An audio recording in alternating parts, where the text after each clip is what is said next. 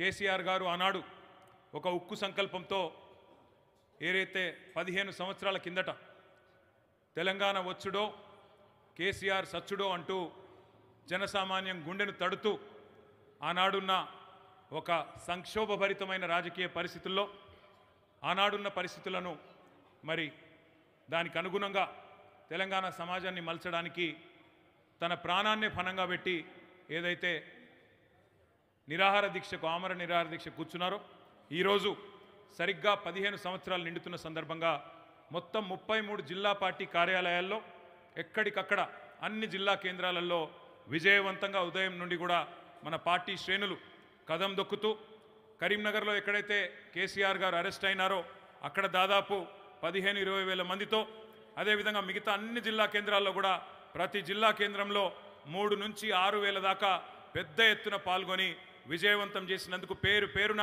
ప్రతి ఒక్క గులాబీ కుటుంబ సభ్యుడికి హృదయపూర్వకంగా నా చేతులు జోడించి ధన్యవాదాలు తెలియజేస్తా ఉన్నా. ప్రత్యేకంగా గౌరవనీయులు పెద్దలు తలసాని శ్రీనివాస్ యాదవ్ గారు, పద్మారావు గారు, మాగంటి గోపీనాథ్ గారు నాకేం చెప్పినారంటే, అన్న మొత్తం ఉదయం అన్నీ పూర్తి చేసుకోండి, తర్వాత సాయంత్రానికి ఇక్కడికి మొత్తం పెద్దలందరినీ ఆహ్వానించండి అని చెప్పినారు. మరి మా యువ నాయకులు చాలామంది గోవర్ధన్ రెడ్డి గారు కానీ, మన గోవర్ధన్ రెడ్డి కానీ, ఆశీష్ యాదవ్ కానీ, ఇంకా చాలామంది సోదరులు గజ్జల నాగేష్ గారు కానీ ఇంకా చాలామంది సోదరులు ఇవాళ కష్టపడి ఈ కార్యక్రమాన్ని చక్కగా విజయవంతం చేసినారు. ఇక్కడికి వస్తుంటే నిజంగా ఈ ప్రభుత్వం ఎంత లేఖి బుద్ధితో వ్యవహరిస్తున్నదో అర్థమవుతా ఉన్నది. ఇక్కడ మా బంజారా ఆడబిడ్డలు 500-600 మంది బ్రహ్మాండంగా వాళ్ళ సాంప్రదాయ వస్త్రాలు వేసుకొని ఈ దీక్షా దివస్ సందర్భంగా వారు కూడా పాల్గొనడానికి వస్తుంటే మొత్తం లైట్లు ఆ క్యాన్సర్ హాస్పిటల్ నుంచి ఇక్కడ వరకు స్ట్రీట్ లైట్స్ కూడా ఆఫ్ చేసి ఉన్న ఫ్లెక్సీలన్నీ చింపేసి ఎంత లేకి ఎంత చిల్లర బుద్ధో ఈ ప్రభుత్వానికి ఈ ముఖ్యమంత్రిది దాన్ని బట్టే మళ్ళొక్కసారి రుజువు చేసుకున్నారనే మాట కూడా నేను మీకు విజ్ఞప్తి చేస్తూ ఉన్నా. కానీ ఈరోజు మనం ఎవరినో తిట్టడానికో ఎవరినో విమర్శించడానికో ఈ కార్యక్రమం పెట్టుకోలేదు. మనం ఒక్క మాట గుర్తుపెట్టుకోవాలి, మనం నిన్న ఏ దారిలో నడిచి వచ్చినామో తెలుసుకోకపోతే రేపు ఏ బాటలో ప్రయాణం చేయాలనో కూడా మనకు తెలియదు. ఎక్కడ మొదలైనామో మర్చిపోతే ఎటు పోవాలో కూడా అర్థం కాదు. అందుకే ఈరోజు ఒక్క మాట మనందరం కూడా గుర్తుపెట్టుకోవాలి, చరిత్రను చదవకుండా చరిత్రను అర్థం చేసుకోకుండా భవిష్యత్తును నిర్మించలేము, గతం తెలుసుకోకుండా గమ్యాన్ని నిర్మించుకోలేము. అందుకే ఈరోజున్న ఈ తరానికి ముఖ్యంగా ఈ పిల్లలు ఎవరైతే ఈరోజు 18 ఏళ్ళు 20 ఏళ్ళ పిల్లలు ఉన్నారో వాళ్లకు తెలంగాణ యొక్క ఉద్యమ చరిత్ర, తెలంగాణ ఉద్యమంలో కేసీఆర్ గారి భూమిక, కేసీఆర్ వెంట ఎందుకు తెలంగాణ సమాజం మొత్తం నడిచింది, ఈ విషయాలన్నీ తెలియజెప్పాల్సిన బాధ్యత మన మీదనే ఉన్నది. ఎందుకంటే ఆనాడు 2009లో కేసీఆర్ గారు నిరాహార దీక్ష కూర్చున్న నాడు 5 ఏళ్ల వయసున్న పిల్ల ఈరోజు 20 ఏళ్ళకు వచ్చింది.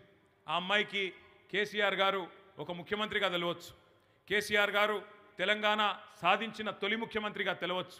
కానీ కేసీఆర్ గారి నేతృత్వంలో నడిచిన ఉద్యమం గురించి, తెలంగాణ ప్రజల ప్రజాస్వామిక ఆకాంక్ష గురించి, దాని వెనకాల ఉన్న పోరాటాల గురించి, త్యాగాల చరిత్ర గురించి అమరులైన శ్రీకాంతాచారి, పోలీసు కిష్టయ్య, సిరిపురం యాదయ్య, అదేవిధంగా ఇషాన్ రెడ్డి, సువర్ణ, వేణుగోపాల్ రెడ్డి లాంటి విద్యార్థి అమరవీరుల త్యాగం కానీ, అదేవిధంగా టీఎన్జిఓ నాయకులుగా ఉండి టీజీఓ నాయకులుగా ఉండి ఆనాడు పెన్ డౌన్ చేసి మొత్తం తెలంగాణ ఉద్యోగులు లక్షలాది మంది తెలంగాణ ఉద్యోగులను సమ్మె బాటన ఆనాడు పెన్ డౌన్ చేసి నడిపిన స్వామి గౌడ్ గారు గురించి కానీ, శ్రీనివాస్ గౌడ్ గారి గురించి కానీ, లేదా తెలంగాణ ఉద్యోగుల సంఘం గురించి కానీ, తెలంగాణ ఎన్జిఓల గురించి కానీ తెలిసే అవకాశం లేదు. అందుకే మనం గుర్తుపెట్టుకోవాలి, ప్రతి జాతి తన గతమైన వైభవాన్ని, ఘనమైన వైభవాన్ని, పోరాటాలను, త్యాగాలను, విజయాలను కథగానో పాటతోనో ఏదో ఒక కళారూపంలో నిత్యగానం చేస్తూ ఉంటేనే తర్వాతి తరాలకు కూడా తెలుస్తుంది. ఈరోజు అందుకే నిజానికి కాలాతీతం కనుక కాకపోయి ఉంటే, టైం ఉండింటే అద్భుతంగా తన ఉపన్యాసంతో మిమ్మల్ని అందరినీ ఉర్రూతలూగించే దేశపతి శ్రీనివాస్ గారు, మన ఎమ్మెల్సీ గారు, కవి, గాయకులు వారు కూడా ఇక్కడున్నారు, వారు కూడా మాట్లాడాల్సి ఉంది. మన తెలంగాణ సాంస్కృతిక కార్యక్రమాలు, ముఖ్యంగా తెలంగాణ ధూమ్ధామ్ వ్యవస్థాపకులు రసమై బాలకృష్ణ గారు ఉదయం మనతో పాటు కరీంనగర్లో పాల్గొన్నారు. ఈరోజు ఇక్కడ వారు కూడా మనతో ఉన్నారు. మన ఎమ్మెల్సీ గోరేటి వెంకన్న గారు తన గాత్రంతో, మరి తన అరుదైన, తన వైవిధ్యమైన కవిత్వంతో అలరించే వెంకన్న గారు, తెలంగాణ ఉద్యమాన్ని ఉర్రుతొలగించిన వెంకన్న గారు కూడా ఇక్కడే ఉన్నారు. వారు కూడా మాట్లాడవలసిన అవసరం ఉండింది. వీరులను, వీరగాథలను, వీరోచిత యుద్ధాలను నిత్యం స్మరించుకుంటూ ప్రతి దేశం, ప్రతి జాతి తన ఉనికిని, తన అస్తిత్వాన్ని కాపాడుకోవడానికి ఉడుకు నెత్తురున్న నూతన యువతకు ఆ పౌరుషాన్ని నూరిపోసే ప్రయత్నం చేస్తుంది.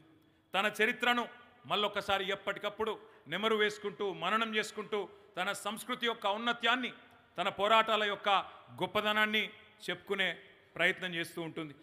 రామాయణం కానీ, మహాభారతం కానీ, ఇట్లాంటి మహా ఇతిహాసాలు ఏవైతే ఉన్నాయో, ఇలాంటి పురాణాలు వేల ఏండ్లుగా శృతులుగా, కథలుగా, గ్రంథాలుగా, పద్యాలుగా, నాటకాలుగా వివిధ రూపాల్లో ప్రతి తరాన్ని కూడా చేరి భరత జాతిని ఐక్యంగా నిలబెట్టినాయి.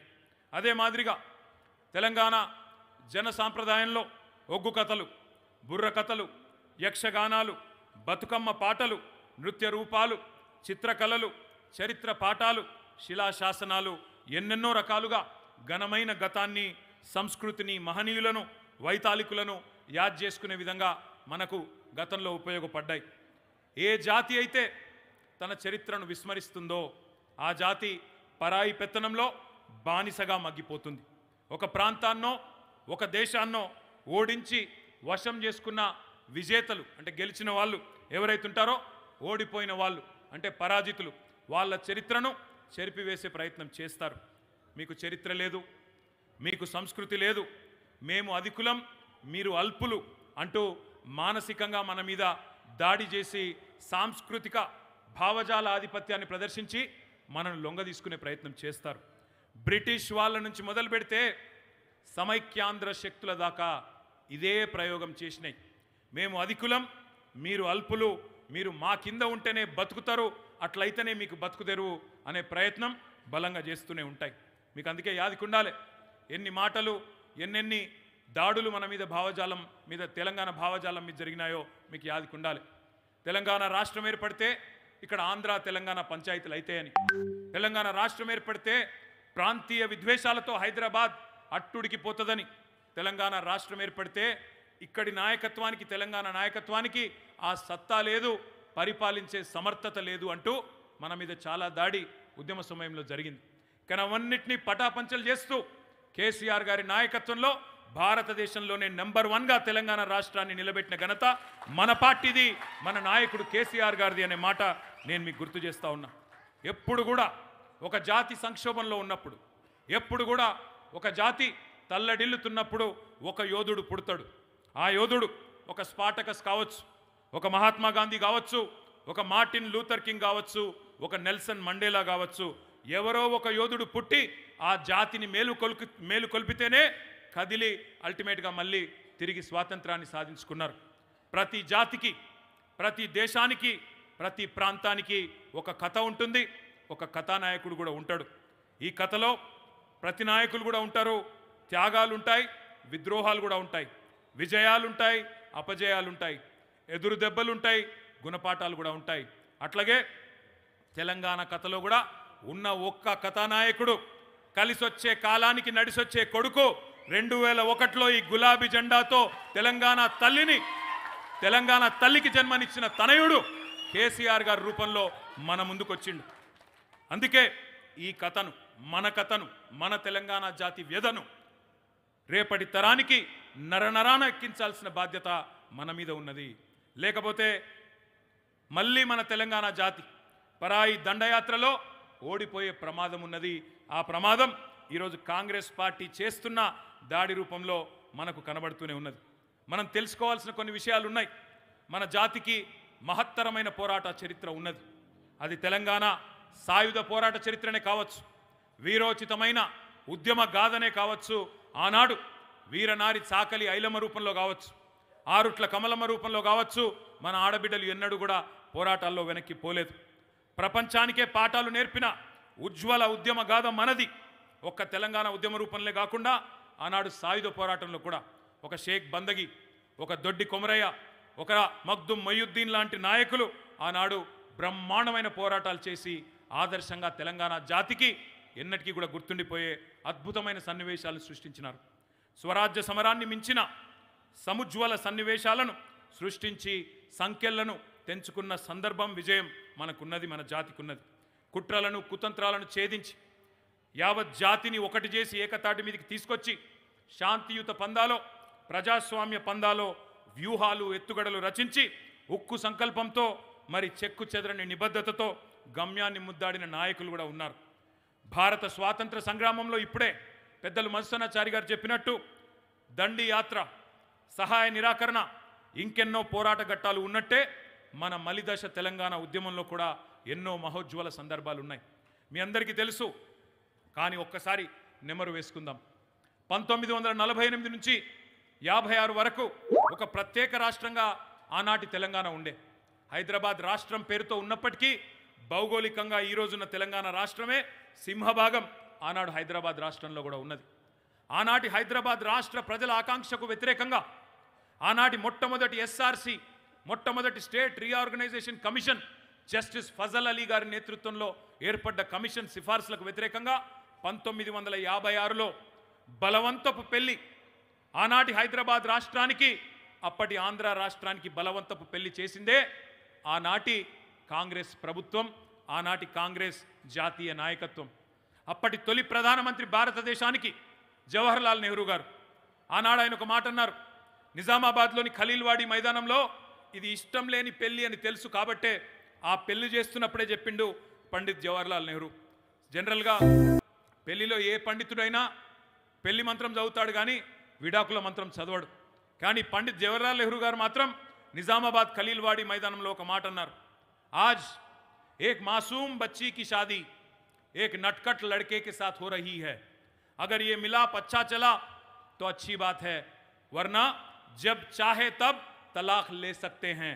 అంటే ఈ అమాయకపు ఆడపిల్ల, తెలంగాణ అనే అమాయకపు ఆడపిల్లకు ఈ అతి హుషారైన పిల్లగాడితో పెళ్లి చేస్తున్నాం. ఒకవేళ వీళ్ళ కలయిక మంచిగా సాగితే మంచిది, లేకపోతే ఎప్పుడంటప్పుడు విడాకులు తీసుకోవచ్చు అని చెప్పి ఆనాడే పెద్దలు భారతదేశానికి మొదటి ప్రధానమంత్రి జవహర్లాల్ నెహ్రూ చెప్పినారు. ఆయన అనుమానించినట్టే తెలంగాణ సమాజంలో ప్రతి ఒక్కరూ అనుమానించినట్టే 1956లో ఏ బలవంత పెళ్ళైతే జరిగిందో వెంటనే ఆ పెళ్లిలో అన్యాయం ప్రారంభమైంది, అన్యాయాల పరంపర ప్రారంభమైంది. 12 ఏళ్ల పాటు మీకు తెలంగాణ నుంచి ముఖ్యమంత్రి అయితే ఆంధ్ర ప్రాంతం నుంచి ఉప ముఖ్యమంత్రి అని, లేదా ఆంధ్ర నుంచి ముఖ్యమంత్రి అయితే తెలంగాణ నుంచి ఉప ముఖ్యమంత్రి అని ఏదైతే పెద్ద మనుషుల ఒప్పందంలో 6 అంశాల్లో ఒకటిగా పెట్టుకున్నారో వాటిని మొదటి రోజే తుంగలో దొక్కినారు.